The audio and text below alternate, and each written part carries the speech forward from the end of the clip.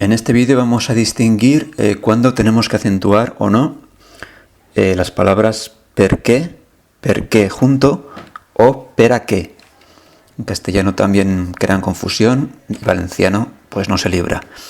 Per qué separado y acentuado. Se usa en las frases interrogativas directas o indirectas en las que se pregunta por la causa de un hecho, igual que en castellano. ¿Per qué estás tan nervioso? ¿Por qué estás tan nervioso? Y una pregunta indirecta sería, no sé per qué estás tan nervioso. Separado, acentuado, cuando se pregunta por la causa de un hecho. Per qué junto y acentuado. Se usa en oraciones subordinadas cuando indican el motivo o la finalidad de la oración principal. Estic nerviós perquè demà tinc un examen. Es la causa, está nervioso por eso, porque tiene un examen. Et trucaré demà pel matí perquè em diguis si vens o no a la festa. Te llamaré mañana por la mañana para que me digas, ¿para qué voy a llamarle? Finalidad, para que me digas si vienes o no a la fiesta.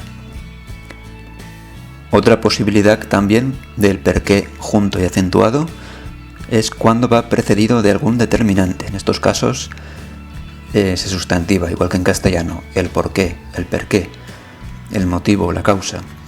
És important que sapigueu el per què de la nostra decisió. Es importante que sepáis el por qué, el motivo de nuestra decisión. No me explique el per qué de la seva actitud. No me explico el por qué, la causa de su actitud.